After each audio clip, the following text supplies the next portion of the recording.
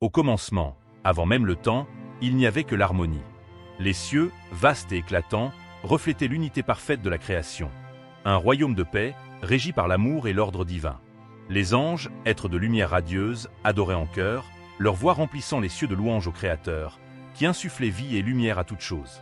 Chaque ange avait un rôle, harmonisé comme les notes d'une mélodie céleste. Parmi eux se tenaient les archanges, menés par Michel et Gabriel, gardiens de la volonté divine. Au centre de tout se trouvait le trône du Tout-Puissant, entouré d'une splendeur indescriptible, où même les plus grands des anges s'inclinaient avec révérence. Un ange se démarquait, Lucifer, l'étoile du matin, le plus beau et le plus exalté de tous. Doué d'une voix inégalée et d'une autorité immense, il dirigeait les chœurs célestes dans l'adoration. Paré de joyaux et de lumière, Lucifer détenait un pouvoir second seulement à celui du Tout-Puissant. Pourtant, en lui naquit une étincelle d'ambition. Insatisfait de sa place, il commença à désirer davantage, s'élever au-dessus de Dieu lui-même. Il murmura ses pensées rebelles aux autres, semant les graines de la dissension parmi les anges. Beaucoup l'écoutèrent, séduits par son charme et ses promesses d'un nouvel ordre. Un tiers des anges du ciel se détournèrent du Créateur, s'alignant avec Lucifer dans sa quête de pouvoir. Ce qui n'était au départ qu'une pensée devint une armée.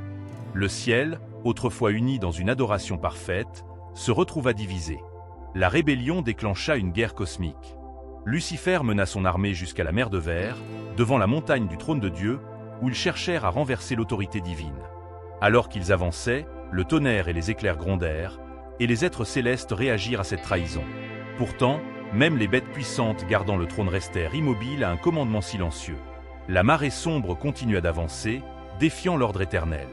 La guerre dans les cieux allait éclater, un conflit qui allait à jamais transformer l'essence du cosmos. Une compréhension faite d'or massif, incrusté de joyaux inconnus, d'une immensité comparable à celle de contempler les cieux depuis la terre. Sur la porte étaient gravés les mots « Roi des rois » en haut, « Seigneur des seigneurs » en bas, et « d'éternité en éternité » au centre, accompagnés de hiéroglyphes anciens du royaume spirituel. Alors que Lucifer flottait devant cette grande porte, même son manteau de ténèbres ne pouvait dissimuler la lumière radieuse qui émanait de lui.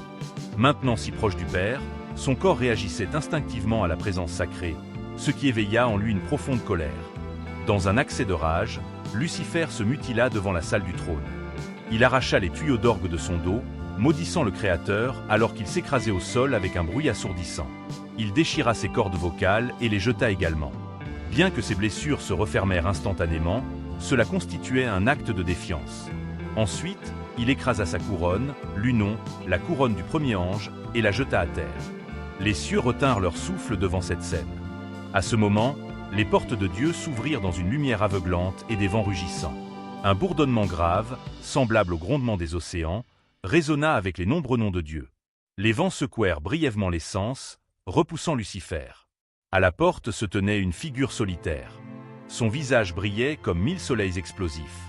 Une couronne composée de 10 000 clochers de diamants ornait sa tête, si magnifique qu'il était impossible de la toucher. Sa peau semblait être de la lumière liquide en mouvement, ses cheveux une nuée d'énergie divine pure, et des éclairs traversaient sa barbe. Son manteau pulsait de sainteté et d'énergie divine. Devant lui se tenait le roi de gloire, le Seigneur fort et puissant. La simple force de sa présence fit fuir certains anges des ténèbres, terrifiés. Ses yeux brûlaient d'un feu éternel, semblable à des galaxies d'un pouvoir flamboyant.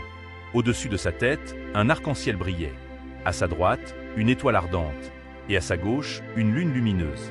Lorsqu'il ouvrit la bouche, sa parole résonna dans les sens, atteignant les sens des anges avant même le son. « Parle », commanda le maître. Lucifer, empli de vanité et de malice, déploya ses ailes dorées et déclara « Tu sais pourquoi je suis ici. Je refuse d'être ton serviteur. Regarde, j'ai rassemblé une armée. 2/3 des anges m'obéissent. J'ai été créé pour te protéger et te couvrir, mais maintenant, c'est à mon tour. Je siégerai au sommet de la montagne sacrée. Je serai adoré. Je me proclame plus grand que le Très-Haut. » Les mots de Lucifer résonnèrent dans les cieux tandis que son armée acclamait, et que le reste du ciel restait silencieux, stupéfait. Ses généraux acquiescèrent, et les impurs préparèrent leurs troupes. Mais alors, la voix de Dieu s'éleva, semblable au rugissement de milliards d'océans. « Calme-toi, esprit vain, car c'est moi qui t'ai créé à partir de rien, et c'est moi qui peux te détruire. » L'armée démoniaque maudit le nom saint du Père, défiant dans leur rébellion. Lucifer, enragé, commença à luire d'un rouge sang. « C'est ma beauté et mon pouvoir qui surpassent toute connaissance. J'ai été ton premier et ton plus grand, mais maintenant, c'est à moi de m'élever. Prosterne-toi devant moi, Père, car je suis le véritable roi. » Les cieux tombèrent à nouveau dans un silence total. Puis Dieu éclata de rire, un son qui résonna comme 1000 tonnerres. « Tu es un fou, ange. Aucun mal n'habitera mon royaume. Éloignez-vous de moi, ouvriers d'iniquité. Au son de la 4e trompette, vous serez jetés dans le royaume inférieur préparé pour l'humanité. Là, vous les verrez prendre votre place à mes côtés. » Sur ces mots, le Tout-Puissant tourna le dos à Lucifer. Dans un accès de rage, Lucifer se transforma en un dragon terrifiant de 1000 pieds de haut, doté de 7 têtes et 7 queues, chacune couronnée de noir. Il maudit Dieu dans 7 langues différentes et lança une dévastatrice rafale de feu, visant à détruire le roi des rois. Mais avant que l'attaque ne puisse atteindre le trône, 2 figures de lumière apparurent, Michel et Gabriel, les archanges, annihilant l'attaque. Pour la première fois dans l'histoire, la Trinité angélique se retrouva divisée. Michel, majestueux, brandissait une épée solaire redoutable dans une main et un bol d'éclairs dans l'autre. Ses cheveux flamboyants encadraient son visage fort, et ses vastes ailes brillaient de couches de gloire divine. Gabriel, le plus jeune de la Trinité, ressemblait à Lucifer, mais sans les joyaux ni les instruments qui ornaient autrefois le déchu. Ses cheveux étaient un mélange de flammes blanches et dorées, et dans ses mains, il portait la trompette d'Antioche et un bouclier d'or marqué du symbole des archanges.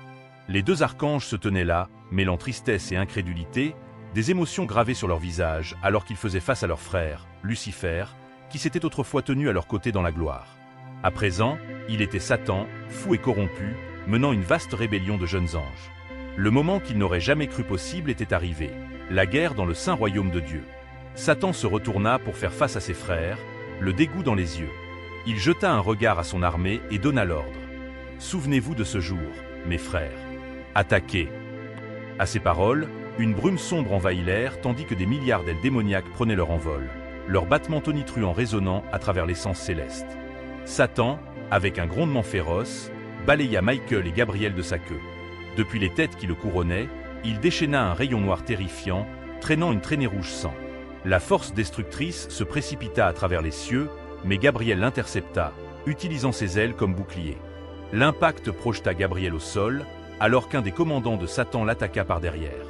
Pendant ce temps, Satan libéra un autre rayon mortel depuis ses 7 têtes, encore plus puissant. La montagne sainte de Dieu trembla tandis que le faisceau se dirigeait vers sa cible. Tout devint blanc un bref instant, et le silence tomba sur le champ de bataille. Quand la fumée se dissipa, les yeux de Satan s'écarquillèrent de stupeur. Devant lui se tenait celui au-dessus de tout, indemne et inébranlable. Dieu était entré dans la bataille. « Attaquez les habitants du mal », commanda Dieu. En un instant, les armées angéliques descendirent comme un essaim de lumière divine. Le choc du blanc et du noir emplit les cieux tandis que Michael et Gabriel renouvelaient leur assaut contre Satan, qui devenait de plus en plus furieux. L'épée solaire de Michael trancha l'une des têtes de Satan, faisant hurler la bête de douleur. Mais Satan riposta, transperçant Michael de sa queue épineuse. Tandis que Michael laissait tomber son arme, Satan le repoussa d'un coup de pied et tourna son regard vers Dieu. Avec un sifflement, Satan dit « Dernière chance ». Mais Dieu se contenta d'observer le chaos qui se déroulait dans son lieu saint. Gabriel plongea pour sauver Michael du champ de bataille. Voyant cela, Satan les railla. « Lâche !» Il se retransforma en sa forme angélique, se moquant des armées célestes qu'il qualifia de faibles et sans passion. Aujourd'hui sera gravé dans l'histoire, le jour où je suis devenu le roi de tous les royaumes. Mais la voix de Dieu perça à travers le tumulte, parlant directement à l'âme de Satan. Chaque fois que tu penses avoir gagné, je te montrerai pourquoi je suis tout. Tout arrive parce que je le permets. Tu l'apprendras bientôt, mon fils. Alors que Dieu se retirait du champ de bataille, une grande porte se ferma avec un fracas retentissant, suspendant la bataille un bref instant. Empli d'excitation, Satan s'écria « Votre père vous a abandonné, quel lâche vous servez ?» Soudain, Gabriel et Michael réapparurent, prêts à combattre à nouveau. Cette fois, Michael brandissait une nouvelle arme, une épée forgée dans les flammes de la guerre céleste. Son manche était fait de perles solides incrustées de diamants, tandis que la lame scintillait de diamants liquides et portait le métal de l'ancienne couronne de Lucifer. L'épée était bénie et divine, rayonnant d'un pouvoir sacré. Satan grogna. « Alors, tu as un nouveau jouet, je vois. Peu importe, je vais t'effacer de l'existence. » Il déchaîna un torrent d'éclairs bleus de sa main gauche, mais Michael intercepta l'attaque avec sa nouvelle épée, déclenchant un affrontement titanesque. Tandis que Satan et Michael s'affrontaient, Les autres anges cessèrent leur combat, captivés par l'intensité de cet échange. La puissance libérée dépassait l'entendement humain. La montagne sainte de Dieu trembla et se fissura, alors que des énergies divines traversaient les cieux. Satan, désormais affaibli et perdant son ancienne aura divine, lança une vague d'énergie noire sur Michael. La force de l'attaque fit reculer l'archange, mais il tint bon, agrippant fermement son épée. Gabriel apparut aux côtés de son frère, prêt à frapper de nouveau. Levant sa trompette, il libéra un puissant son qui ébranla les hordes démoniaques jusqu'au plus profond d'elles-mêmes. Le champ de bataille sombra dans le chaos alors que la trompette de Gabriel faisait trembler les cieux, brisant des planètes inhabitées et éteignant des étoiles. Les démons, hurlant de douleur, commencèrent à battre en retraite tandis que l'armée angélique redoublait d'efforts. Même Satan, autrefois empli de défiance, commença à faiblir, son assurance s'effritant alors que la bataille se poursuivait.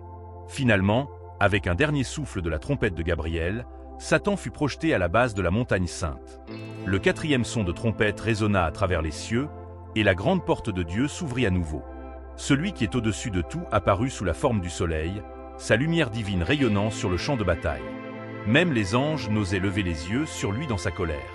Satan, fumant et défait, se releva pour faire face au Fils. Le Seigneur parla alors 3 mots. « Éloigne-toi de moi ». En un instant, un immense vide s'ouvrit à la base de la montagne, attirant Satan et son armée déchue dans ses profondeurs obscures. Enfin, même Lucifer, autrefois le plus brillant de tous, fut consumé par le néant, son rire arrogant résonnant alors qu'il disparaissait dans l'oubli. La guerre dans les cieux était terminée, et le silence s'installa de nouveau. Le Fils déclara alors que le moment était venu pour que la volonté de Dieu s'accomplisse sur terre comme elle l'avait été dans les cieux. Sur ces mots, il franchit la grande porte, marquant la fin de la guerre angélique et le début du jugement divin sur terre. Pour ceux qui souhaitent recevoir le Seigneur, répétez après moi. Père, au nom puissant de Jésus, je me détourne de tous mes péchés et je te reçois comme mon Seigneur et Sauveur. Je remets mon cœur entre tes mains. Purifie-moi, guide-moi, et remplis-moi de ton puissant Saint-Esprit. À partir de ce jour, je te suivrai et vivrai pour ta gloire. Au nom puissant de Jésus, Amen. Si vous avez fait cette prière, bienvenue dans la famille de Dieu. Son amour pour vous est inébranlable, et il ne vous abandonnera jamais. Je vous encourage maintenant à trouver une église locale qui prêche la sainteté, car sans sainteté, personne ne verra le Seigneur. Rappelez-vous que Jésus reviendra pour enlever ceux qui sont saints et justes. Marchez dans la foi, restez ancrés dans sa parole, et ayez confiance qu'il a un plan divin pour votre vie. Vous êtes une nouvelle création en Christ. Accueillez ce voyage avec espoir et joie. Alors que le silence régnait dans les cieux, les anges restants se rassemblèrent autour de la montagne sainte. La lumière divine continuait d'illuminer le champ de bataille, dissipant les ombres qui avaient tenté de conquérir l'ordre céleste. Michael et Gabriel, blessés mais toujours debout, contemplaient la grande porte de Dieu, maintenant fermée. Une voix douce mais puissante résonna à travers les sens. Le mal a été chassé de mon royaume, mais le combat ne s'arrête pas ici. Les hommes, créés à mon image, seront désormais les gardiens de ma gloire. Les anges acquiescèrent, prêts à guider et protéger ceux qui hériteraient de la mission divine. Gabriel, tenant sa trompette désormais fissurée, regarda Michael et dit « Le temps de la grâce est proche.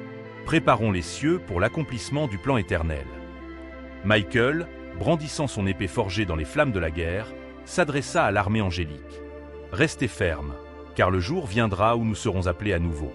Mais pour l'instant, célébrons la victoire du Très-Haut et sa justice éternelle. » Et dans un éclat de lumière, les cieux retentirent des chants d'allégresse. Les anges louèrent celui qui est, qui était et qui vient, tandis que les énergies célestes se reconstituaient, guérissant les blessures laissées par la bataille. Mais au loin, dans les profondeurs insondables du vide, Lucifer complotait, son cœur consumé par la haine et le désir de revanche. Ses murmures se propagèrent comme un poison parmi ses armées déchues, préparant l'heure où il chercherait à tromper l'humanité et défier une fois de plus l'ordre divin. Un appel à vous, chers auditeurs. Le récit de la guerre dans les cieux nous rappelle que la lumière triomphe toujours des ténèbres et que l'amour de Dieu est inébranlable.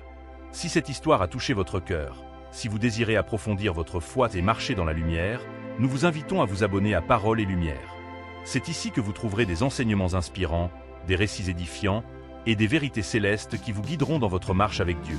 Restez connectés pour découvrir davantage sur le plan divin pour votre vie et les merveilles du royaume éternel. Cliquez sur S'abonner dès maintenant et rejoignez une communauté qui cherche à grandir dans la foi et à répandre la lumière du Seigneur. Que la paix et la grâce du Très-Haut vous accompagnent toujours. Les cieux, désormais purifiés par la puissance du Très-Haut, brillent d'une lumière encore plus éclatante, comme si la guerre avait révélé une gloire encore plus grande.